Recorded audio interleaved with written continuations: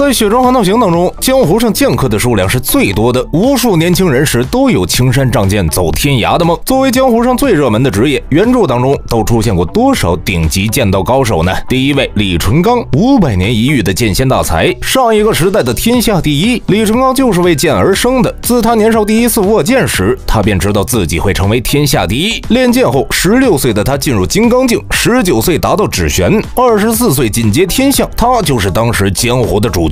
只一人就让江湖其他高手黯然失色。李淳罡没有任何背景和转世，他能成为天下第一，靠的就是自己手中的剑和无与伦比的剑道天赋。当时江湖当中评定了4大宗师，李淳罡独占鳌头，是4大宗师中最强的，其他几人联手也不是他的对手。李淳罡无敌的时代再度掀起江湖武夫练剑的热潮。可惜后来的他因为惜才败给了王仙芝，又因为误杀绿袍而导致心境崩溃，境界大跌后退出了江湖。再次回归江湖时，已经是几十年后了。回归后，在广陵江畔达到陆地天人境，剑气超越千里后，又绵延百里，当之无愧的剑道第一人。第二位江泥，江泥算是李淳罡教出来的徒弟了。论剑道上的天赋，江泥甚至要比李淳罡还要出色。作为天生剑披的他，是万剑共主，所有的剑都要臣服于他。在和徐凤年分开，开始习武后，仅仅用了几年的时间，就达到了无数人这辈子都达不到的陆地神仙境，速度碾压徐凤年。和徐凤年在北莽再次见面时，当时的徐凤年还是金刚境，江泥就已经是可以御剑飞行的陆地剑仙了。只不过江泥的剑道天赋虽然出色，但是他却不擅长战斗，一般情况下也只能用御剑飞行吓唬一些不懂行的人。遇到真正的高手，江泥是打不过的。他如果努力练剑的话，未来成就或许不会弱于邓太阿和李淳罡。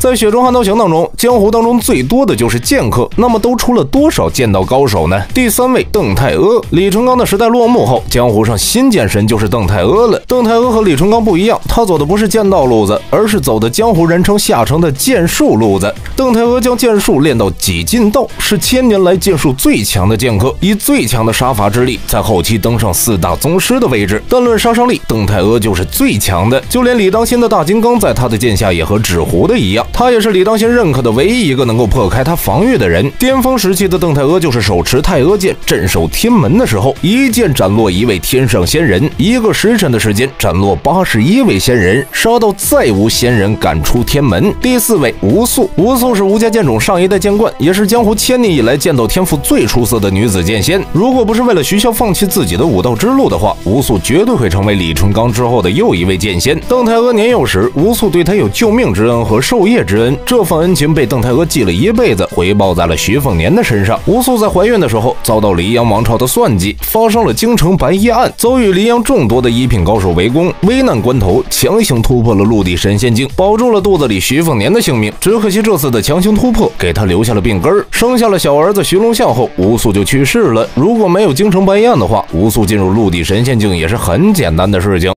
在《雪中悍刀行》当中，江湖上剑客的数量是最多的。作为江湖上最热门的职业，原著当中都出现过多少顶级剑道高手呢？第5位吕洞玄。吕洞玄是1000年来剑道天斗第一人，雪中真正无敌的战力天花板。早在800年前，吕洞玄就已经是天人境，修剑道和天道的他还是3教合一的圣人境，在人间已经无敌。进入天门而返后，他达到了天人大长生境，在人间也能长生，战力达到人间巅峰，进无可进。后来人不可能超越他，最多是和他持平。为了等到自己心中的红衣，吕洞玄不断的转世，即便是转世觉醒记忆后，他依旧是战力天花板。令人印象深刻的几次转世，齐玄真、洪喜相都是天下第一的人物。如果不并且不转世的话，两人都能让王仙芝坐实天下第2的位置。第6位刘松涛，100年前的魔道第一人，同样也是一位陆地剑仙。刘松涛的境界已经达到了陆地神仙巅峰，是少有的几个能在剑道上和李淳罡和邓太阿媲美的人物，算得上是真正的剑仙了。当年为了心爱的紫衣女子，屠杀了江湖无数高手，导致天门紧闭了20年。走火入魔后，去到西域烂驼山，在烂驼山画地为牢，100年后重出江湖。此时的他距离天人境只差1线，和王小平结成万年交。王小平身死后，刘松涛由魔转佛，劝说曹长钦放弃复国，被当时准为霸道的天人曹给击杀。好了，今天的内容到这里就结束了，欢迎在留言板讨论。最后走之前不要忘记关注乐风啊。